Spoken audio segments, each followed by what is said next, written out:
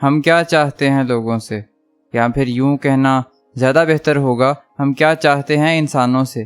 ہم چاہتے ہیں کہ وہ ہمارے مکمل کنٹرول میں ہوں، ہم جیسا سوچیں، جیسا کہیں، وہ اپنے ایکشنز اسی طریقے سے پرفارم کریں جس طرح ہم چاہتے ہیں۔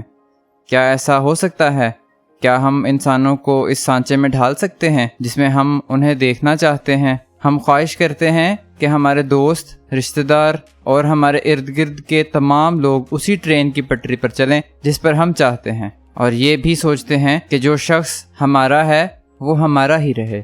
اور پھر ایسا ہوتا ہے کہ جس شخص میں آپ کو کوئی بھی ایسی بات، عادت، خیال رکھنے کا طریقہ، احساس، محبت، وفاداری نظر آنے لگتی ہے تو آپ اس کو اپنا سب کچھ سمجھ لیتے ہیں، اور جب آپ اس سب کو قبول کرنے لگتے ہیں تو پھر زندگی کے کسی بھی پوائنٹ پر آپ کو ایسا کیوں لگتا ہے کہ وہ انسان ایک عام انسان ہے؟ کیونکہ آپ ان انسانوں کو اپنے برابر کا سمجھنے لگتے ہیں۔ آپ بھی یہی تصور کر لیتے ہیں کہ وہی انسان آپ کے سب کچھ ہو سکتے ہیں۔ ایسا ممکن نہیں ہو سکتا، جیسا ہم چاہتے ہیں ویسا نہیں ہو سکتا۔ سورۃ القلم کی آیت نمبر 36 میں اللہ تعالیٰ نے ارشاد فرمایا، مَا لَكُمْ كَيْفَ تَحْكُمُونَ، تمہیں کیا ہو گیا ہے، تم کیسے حکم لگاتے ہو؟